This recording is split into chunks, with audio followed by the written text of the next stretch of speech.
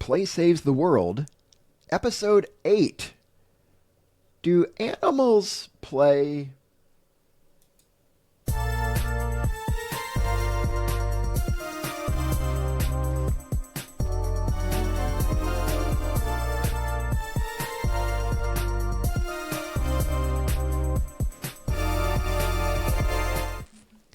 Hello and welcome everybody to Play Saves the World, the ongoing conversation about the meaning of play for human flourishing. My name is Daniel Hilty.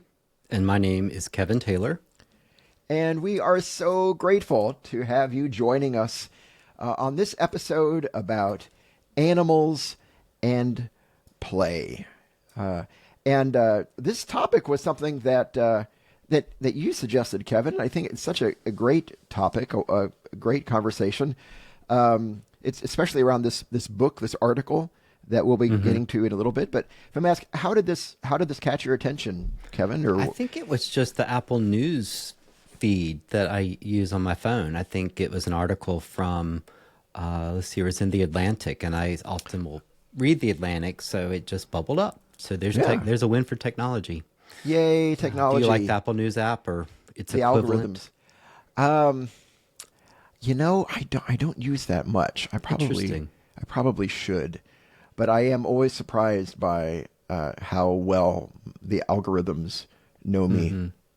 And the nice thing with it, and I'm sure Google News is similar, is that it pulls from different sources. So you really do get to read something from the LA Times or various things that I wouldn't. You could go to the website in theory, but you're not going to. Right. So it's nice to read from different things. So yeah, that's a good idea. Browsing a library almost. Yeah, we have the subscription, so that means it's whatever they list you can read for free. Okay, which is nice. Most of my news, rightly or wrongly, for the few years now, I've gotten from the BBC website. Yeah. Just because I find I enjoy kind of their perspective on what's going on in the U.S. and around the world as well, of course. But it kind of maybe a little bit of a less of a vested interest in what's going going on in the U.S. Not like kind of the outsider's perspective, but it does mean I often am flummoxed over stories about British sports that I know nothing about, like cricket. Right. There's a lot of reporting on cricket, and I don't know much about it, but I'm happy to learn about it. So, what's your favorite cricket team that you know nothing about? Yes, Chelsea and Wickham, sure. Yes, that's right, and the Birmingham Cricketers. Blanton, Shipper, Crichton. That's right. Croydon. That's right. East. The Midlands. All of our dear British listeners are cringing right now, probably. I'm sorry that we care. Anyway, we do care. We care enough to try to make a joke about British names. And mainly we're trying to poke fun at, I think, at our American ignorance of cricket and Daniel is. I know British everything, things. but Daniel is. I have admired that about you from afar. I haven't put it into words, but when I think of cricket, I think of you, Kevin. Yeah, because I know that you live and breathe cricket. I live and breathe cricket. Yeah. Yes. And speaking of crickets, do animals play? Cricket. Maybe. Yeah. Maybe. So this was a question posed or implied, at least, by a recent book that came out called Kingdom of Play: What Ball-Bouncing Octopuses, Belly-Flopping Monkeys, and Mud-Sliding Elephants Reveal About Life Itself, by David Toomey. David Toomey, who's actually an English professor. And this book, I think we should just put all our cards out on the table. Neither of us has read this book, but we read a review of the book, written in The Atlantic, as you mentioned, by Sally Tisdale. Came out in the April 2024 edition of The Atlantic. And we've also watched or listened to a podcast about interviewing the author about this of this book, Right. episode 429 of Unsiloed by Greg LeBlanc. Greg LeBlanc also interviewed David Toomey about this book, which tries to answer the question, do animals play? And this is a tricky thing because we don't know what it's like to be these animals. And they do things that seem playful, but they don't play like we do because they don't have organized play, such as sports or board games or card games or dice games. So that's kind of the question is what they're doing an evolutionary, right? Does it have evolutionary benefit? Like, you can argue that young animals play because they're growing their muscles or they're learning about the world. So certainly animals play as children, but there are animals that play as adults. And so the question is, what are they doing? Right. And it's so cool that we don't really know. Right. And can we, and like you said, can we even recognize it as play? Yeah. Not being animal. I mean, not being that particular species of animal. Right. That what play might mean for one species is something different for another. And if we were to encounter aliens, same thing would apply. Play to them might be something very different. Or not very different, but different. I mean, it would have to be similar enough that we'd even consider it. Or maybe not. Maybe we just think they were working. What if the aliens we thought they were working and they were playing? And we thought they were playing, they were working. So weird. Like in some alien world, like crunching numbers on spreadsheets all day would be play. Yeah. And I should say I know some humans who like to do that too. So maybe that's not so far fetched. There you go. Yeah. Interesting. But we meet an alien that's doing surgery, and they're like, "Oh, this is just for fun." Like, huh? It's time to have my molar extracted. Why? Because I love it. I'm fine. I'm a neurosurgeon for my hobby. That's And right. then for work, I roll dice That's right. all day. Gotta roll the dice. And if I hit 26s in one day, I get paid. And if I don't, I don't get paid. Yeah. Alien work. Yeah, so we're asking, do animals play? And we have seen certain behaviors. There are orcas that have been ramming ships for a couple of years, and people are absolutely perplexed by this. Right. Is this something, are they confused and they think it's something they're supposed to eat or an adversary, or are they playing games, and what would it mean? And the best they've kind of figured out is they're really copying each other, but they seem to, it serves no purpose. Right. So that's why they wonder if they're playing, because it's not purposeful. And one basic definition of work for humans and animals is it's without purpose. Right. Yeah, David Toomey discusses a definition of play, trying to get at, since it is hard to identify, how can we define play? And both the article author, Sally Tisdale, and the podcast host, Greg LeBlanc, mention that Toomey employs the definition posited by Gordon Brigghart, which we talk about animal behavior, animal play, which he describes as behavior that is non-functional, voluntary, characterized by repeated but varied movements, and occurring only when the animal is healthy, safe, and well-fed. And then in the podcast interview, they elaborate on non-functional as connected to reproduction or survival, meaning like it's not connected. Would be. Right. So non-functional is not connected. Right. Thank you. To reproduction or survival. Yeah. So I don't know. What struck me was things how, there. Yeah, and I was struck by the amount of overlap between that definition of animal play and the definition of play we've often discussed for various sources on this podcast. Because I see some differences. So why don't you talk about the similarities? Okay. I'd love to hear your thoughts on differences too. Well, similarities, and largely the definition of play that we have used on this podcast comes from Bernard Suits, Grasshopper, which says he says games, but I think it also be said play is the voluntary attempt to overcome unnecessary obstacles. So there's voluntary right there, right? That if you, so that's one area of overlap. If you force a human being to do something, if you force an animal to do something, it's not play, right? Play has to be Right. voluntary. Yeah, so a mouse running a maze to get cheese is not really play Right. because they right. kind of, I guess they don't have to, but they're going to get hungry eventually and have to go for the cheese. Right. So right. they're not choosing it. You're putting them in there and giving them a reward. That's Yeah. right. That's right. Yeah. Yeah.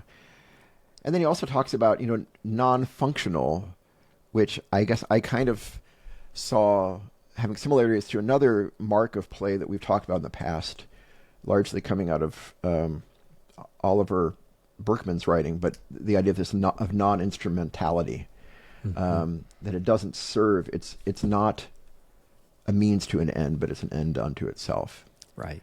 And I kind of So see a that cat as an playing overlap. with ball of string serves no purpose besides just it seems to amuse them.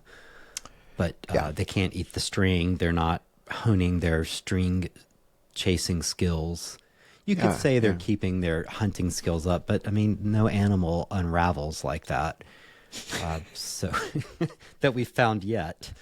Maybe the cats secretly know of alien invaders coming. That's how they attack. But yeah, it serves no purpose beyond simply itself. Just like playing Monopoly serves no purpose beyond simply playing Monopoly. If you take the pieces from the Monopoly set and you put them in real life, they make no sense. Right. Like they right. serve no purpose. The money only counts within the game type Yeah. thing. So So those are two areas of potential overlap, at least. They're voluntary, both human and animal play behaviors. and they're repeated. I mean, add to that. I never thought of Yeah. that, but it is repetitious. Yeah.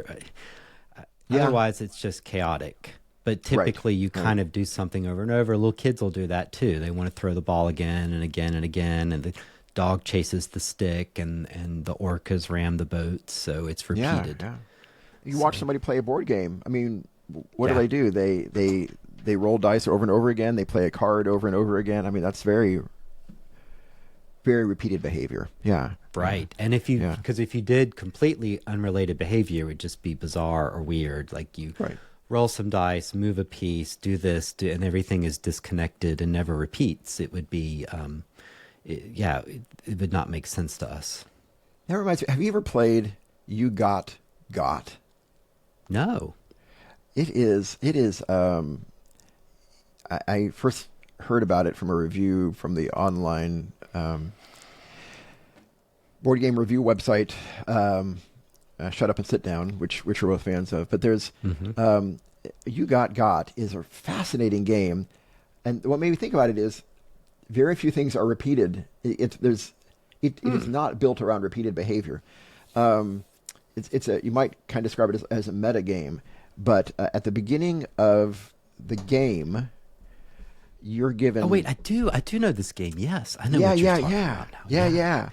Yeah. Like you're given I forget how many, maybe 5 or 6 random tasks that your goal is to get other people in the quote game to do these tasks without realizing that you are getting them to do this task, and the game can last an indefinite period of time. It could be hours, it could be days. So the task might be put a hat on or show me your driver's license. Yeah. And so they kind of know you're playing, so it's not completely a surprise, but throughout the day they may forget or not understand because they don't know what you're trying to do. So they may be suspicious of your actions, but you may trick them, and that's the game, is can you lull them into a scenario where I really do need to see your driver's license, and you fall for it, and then I gotcha. Yeah. Right. So that's kind of not repeated behavior, but Yeah, I think you're right. Most of the time, play that certainly might be an involves- exception that proves the rule. Yeah. So what are some general, differences it's that you saw repetitions. between human play and animal play in that definition? It doesn't mention obstacles, and True. so the cat playing with a ball of string. I guess the obstacle is maybe that it never completely eats it or wins. I don't know, but the cat is more of just doing a repetitive behavior. Versus humans tend to create real obstacles, such as 3-legged race. Let's have a race, but we have to tie our legs together, 2 people. I see. Yeah, Or yeah. let's do a relay race, and the trick is you have to hand me this baton. Mm-hmm. If you drop it, then you're disqualified. So that would be us creating obstacles.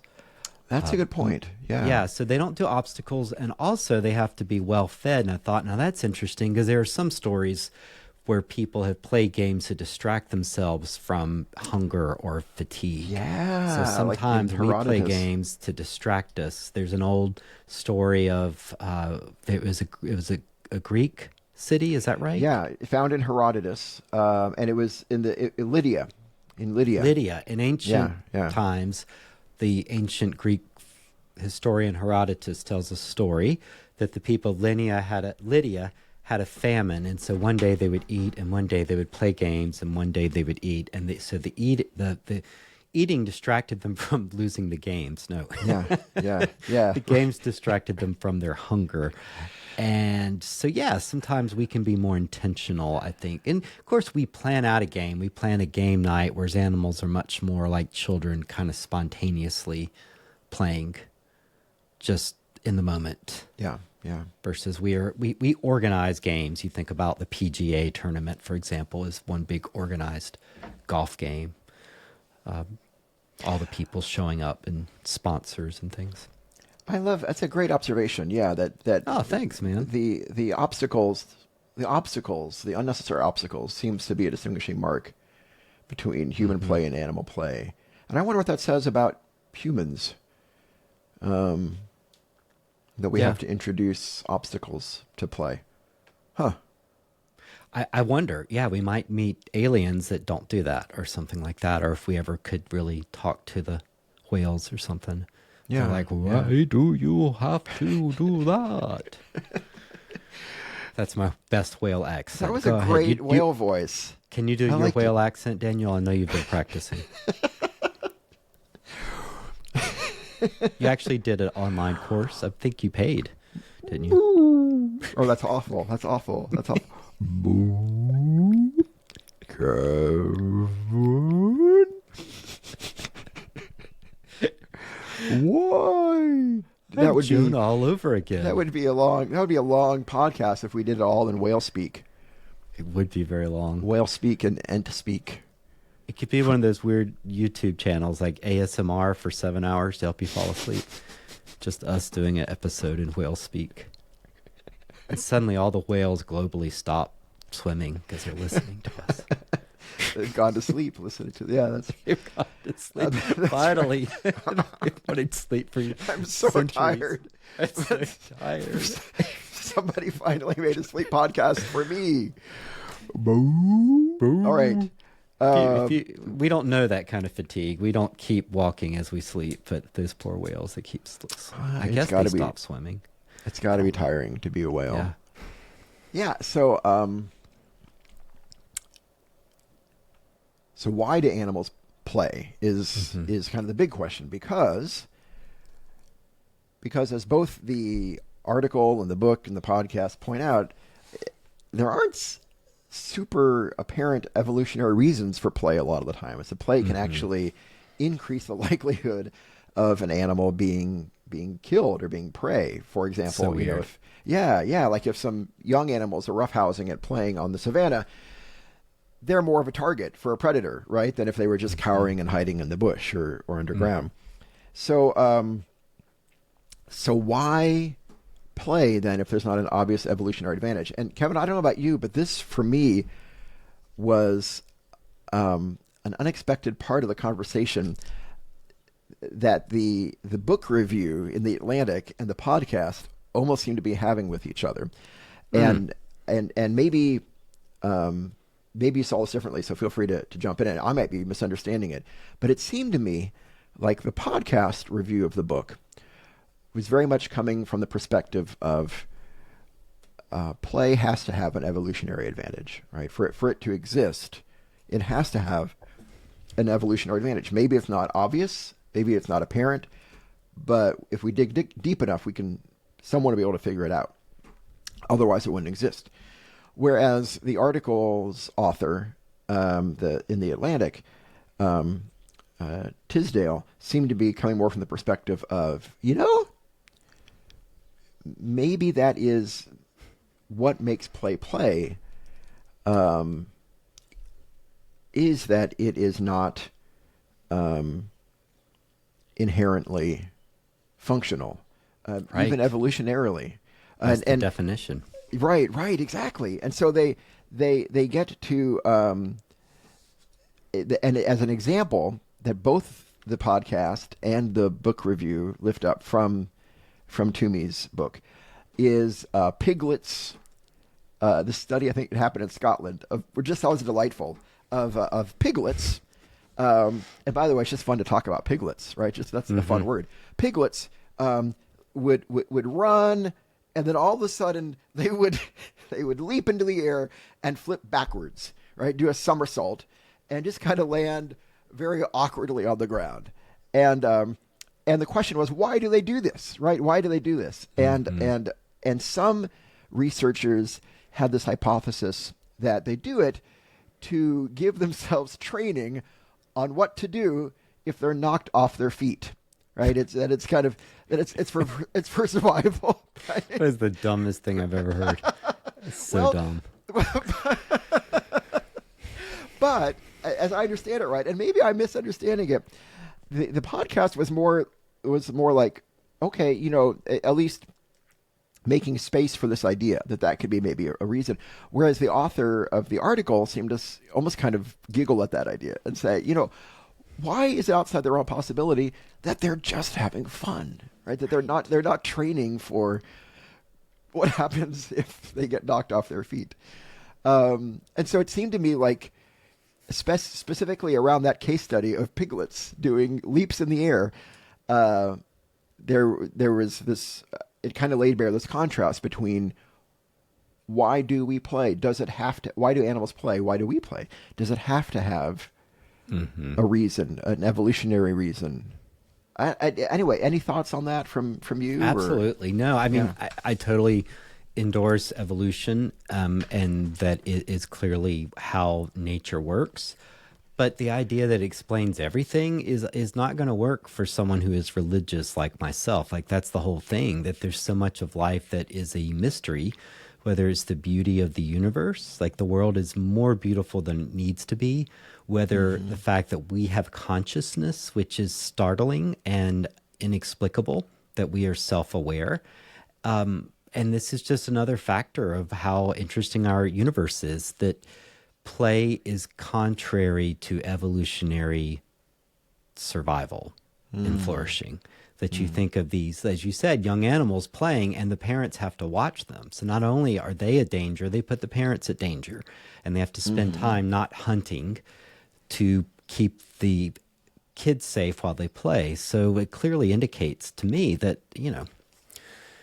evolution hits a certain wall when it tries to make sense of the depths of reality. Like, it can't, Right. it explains some things, sure, but it doesn't explain everything. And I also find it odd. It's almost like what's a religion itself, in the sense that they have endless faith in evolution to explain everything, but claiming that piglets are practicing falling down as an evolutionary tactic is bizarre, and definitely sounds like a fundamentalist or something to me, right? Like, it's a very much a weird act of faith to hold to that. So yeah, I think I never thought of play as an argument for the existence of God, Oh, right? And that's kind of what I'm hitting at. And even our friend, Theology of Play, Moltmann, I don't know that he goes this far.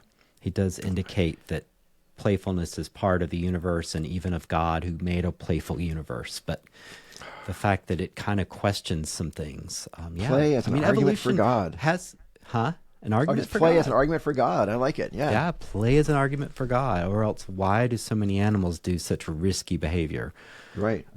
And do things that are not functionally useful. And evolution can't just have it both ways. It can't say, well, everything is evolutionary purpose, unless something is either we don't understand it, or it's a leftover of a prior time. Like, well, that covers everything. Like, there's no way to question or falsify that. Like, that's an Right. act of faith to sort of have an answer for everything. So, Right. yeah. Right. Right. So yeah, I Yeah. have a bunch of Yeah. thoughts. I think that's so interesting that the author, the writer, is willing to kind of do a bit of an eye roll at some scientists, because sometimes scientists, like any group of people, can go a little too far, Yeah. Well, and I should say the caveat, despite of being right. course, Yeah, I'm not a scientist, and I'm not the one sure. who did the research, and so I may be misunderstanding the argument, but that was how I understood it, Yeah. from both the article and And it could be and both. It the could be that animals podcast. play to do things that are useful, but also because they are fun. It could be both. So my cat goes out there and scratches her claws on a dead tree stump and looks at us watching her doing it, and it's clear she's taking pleasure in it. It sharpens her nails, but it may also be an act of play. It could be all three. So we don't need to Right. be Right. fundamentalist. We can be have multiple meanings at one time. If fundamentalist is, black and white or easy answers, we don't have to have an easy answer for everything. It could be all three. Right. So, Right. We yeah. need to eat for survival, but if it were just purely about survival, just give me my Right. protein fiber cube. Yeah, That's it. Oh, it's but we such a make it great interesting and example. fun and delightful. Yeah, Yeah. And we yeah, make them into feasts, and it's a time of yeah, sharing and people talking, and we have restaurants, and the whole process of eating out is fun. Yeah, like why that's not yeah, that's a great example. Eating serves a purpose, but it also is kind of purposeless. Like, why would you eat for 3 hours? Well, right, right. sounds fun. If the entertainment is good, yeah. Yeah, it makes me wonder, and this gets to what I think is kind of the closing and main point of Sally Tisdale in her review of the book.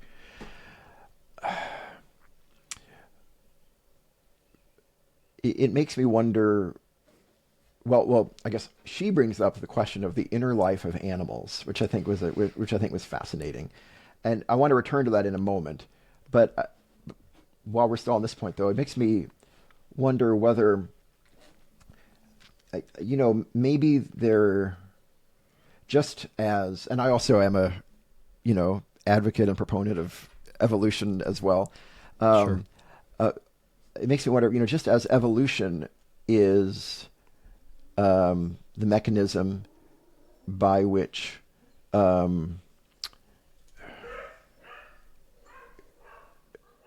life happens, creation happens, and Mm, I don't think believing in creation and evolution are incompatible.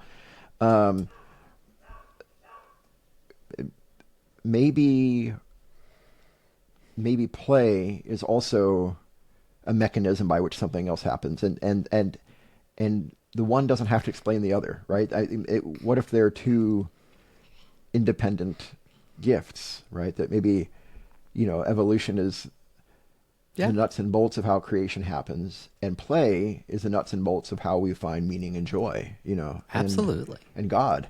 And both can be true. Yeah. Yeah, yeah.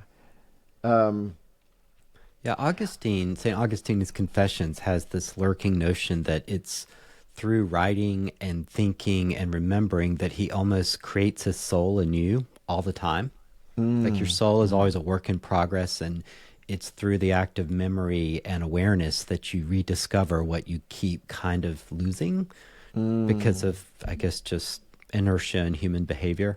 So it almost makes me think we could say that for play as well, that play is kind of a constant act of recreating our soul, oh, right? play is. You were kind of hinting at this earlier that, I, I'm yeah. writing that down.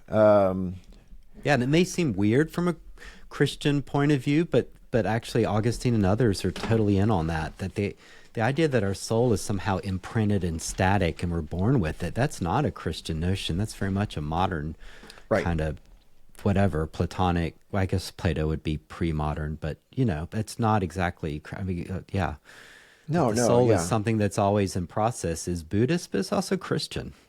Right, right. No, I love that. Um, it makes me wonder a question that occurred to me as I was reading this. That, I mean, could we even say? I think you just hinted at it too. Could we even say that play yeah, is what gives us soul, right? Absolutely. Or yeah, yeah. Play is how soul is created or renewed. Yeah, revealed. I mean, there's different images or words, so it's Yeah, not as if you don't have a soul, but maybe you. What's the bit about sculpture? You cut away everything that's not the thing you're sculpting, yeah, and when you yeah, do that, you're yeah, left with the sculpture. Yeah, like it's yeah. almost revealing our soul. I wonder. I wonder Is if some could playfulness. say maybe evolution is, if we want to kind of marry all of this together, faith and science and play. I mean, could say Hmm. some could say perhaps maybe evolution is how God creates the body, but play is how God creates the soul, maybe, or Oh, something like that. interesting. Yeah. Right. Um, Wow. Yeah. And not just just play. I mean, there's music and there is writing and art and thinking. So I don't know that play is exclusive, but play is a, I don't know, it's in every culture and every age and every phase of life. Do you have a soul if you don't play? I don't know. I yeah, yeah, guess, yeah. but it's probably a very obscured soul if you're not doing something playful, which might just be going for walks or, you know, Right. playing pranks. Like it doesn't have to be a formal type of play. Right. And if that's true, yeah, right, right. At least if it contributes to the development of the soul, that brings up some interesting questions for getting back to the subject of this episode, animals when they play, Mm. right? That because Hmm. if I could, may I share this quote from Tisdale at the end of her article? I thought it was No, you may not. really good. Kevin. Go ahead. I've changed. I have ruled differently. Go ahead, Okay, Daniel. thank you. Okay. I was doing my whale lament there. Um, Glad I cut you off because it's about 400 years long.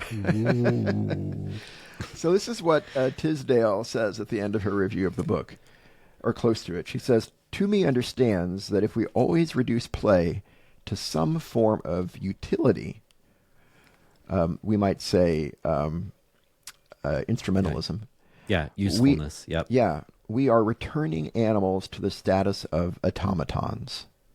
I am a robot. I am robot.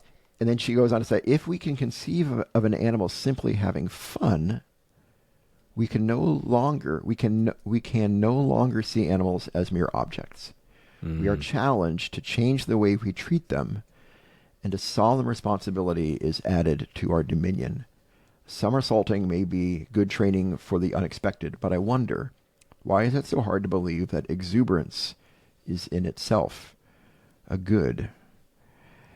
And I think she kind of seems to bring up or hint at this idea that, I mean, if as we're talking about, and as I think she alludes to, I mean, if play is somehow part of the construction, the reconstruction, the renewal of this thing we call soul, I mean, then that really changes how we view animals at play, right? Because Hmm. it means it demands giving animals a certain kind of dignity and awe and wonder that we may so often just reserve for humans. Right. You know what I mean? Absolutely. Because maybe Yeah. some of that little soul resides in them too, Yeah. whether they can be conscious of it in a human way or not.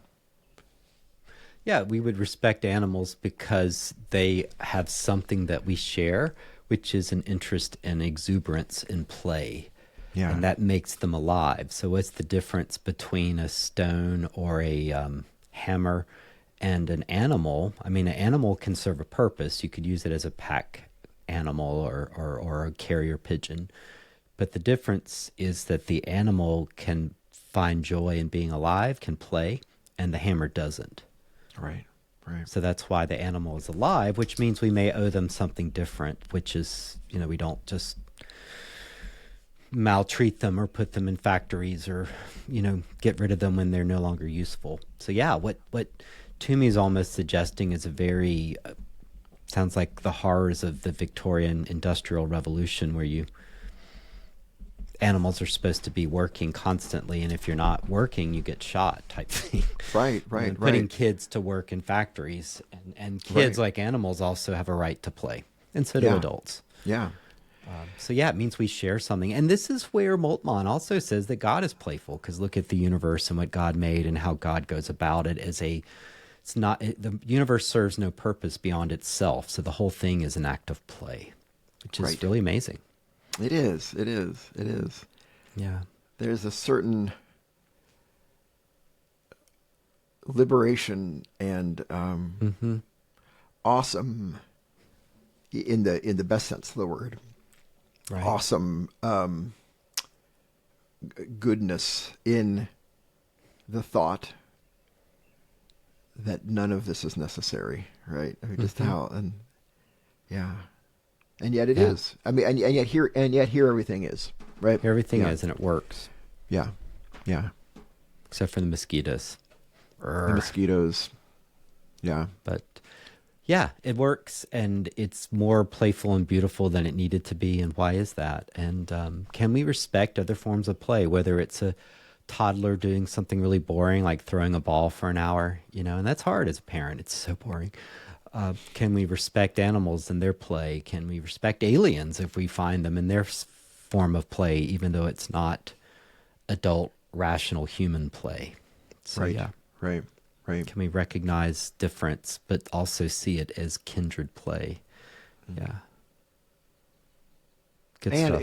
it gets me thinking, even maybe respecting and under other forms of play, even among our species, right? Like Right.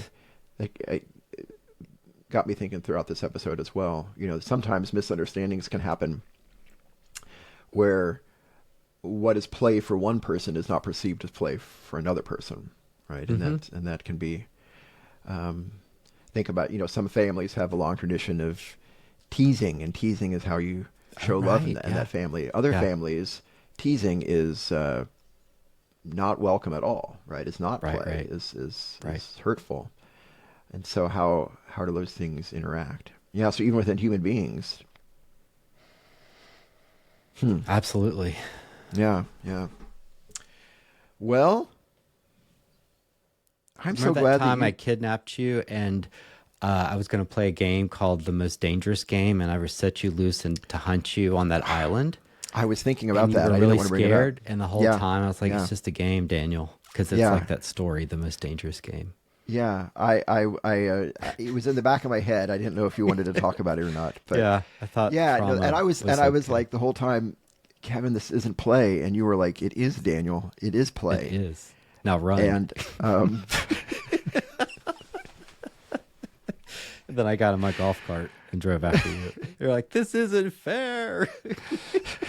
And then I said, well, was it fair when you beat me in Arc Nova that time? but then a passing whale came by, and I jumped on, and it took me to say And it took the bullet for you. My Yes. whale sounds like a dog. Yeah, like a Whale dog. whale That'd dog. be a good cartoon. Whale dog, whale dog. No, no, no, no, no, no, no, no. No, now it's Batman. Now it's a bat whale dog. Bat whale dog, yeah. Bat whale dog. 2 metric tons of dog food a day.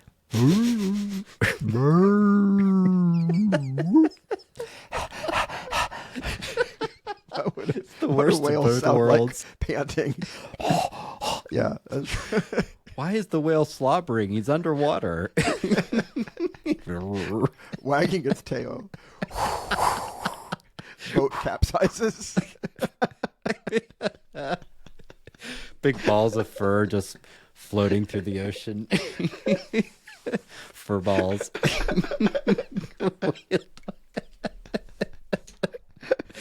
And it's got a little tail that does but then the front, it's got these little arms that dog paddles. Whale dog. Whale dog.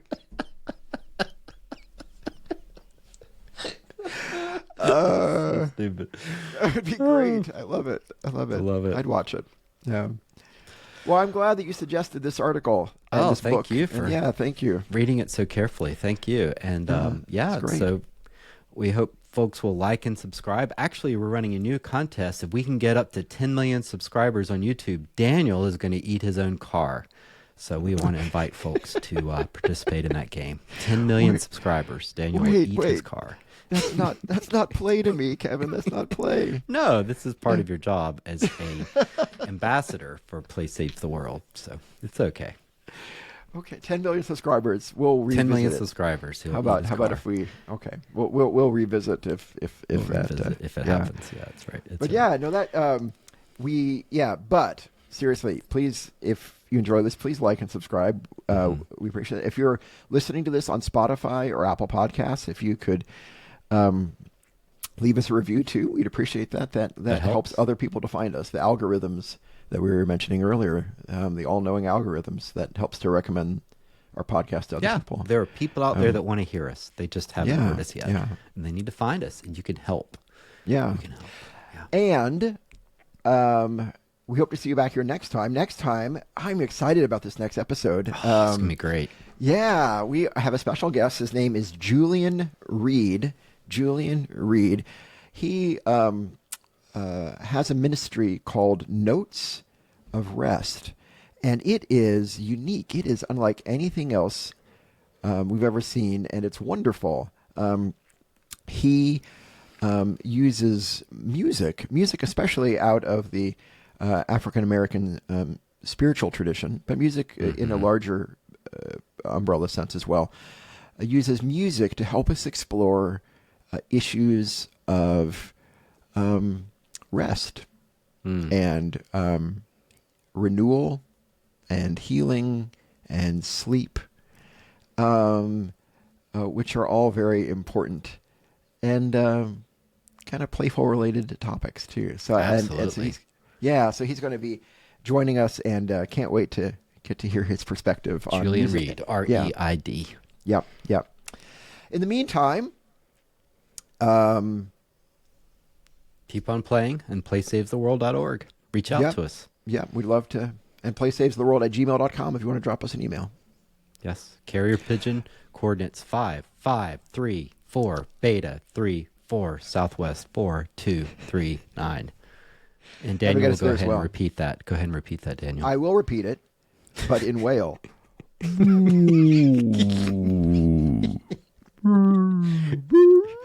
God, he's so accurate. It's unbelievable. Whale numbers are much faster. It's weird that that's their true. language is longer, but their math is faster. They're really good with math. That's They don't exactly use right. Arabic numerals. They use Whalic numerals. It's much more efficient. It's base No offense to Arabic numerals. base They're great, 350. and you know what's also great? The metric or British imperial system, it's the same. It is. You don't have to convert anything. No, it's If it's 61 degrees, it's 61 in both. Yeah, it's in really whale great. and metric. In whale and metric, and in UK imperial, which is USA. Oh, we just need to get on board. We just need to get on Right. board. If even the whales are metric now, Right. I think the U.S. Come on, we just need to. We can do it. Well, We we have need to get 2 on board. liters, so we're getting there. 2 liters of soda. Okay, goodbye, friends. We'll catch Bye-bye. you later.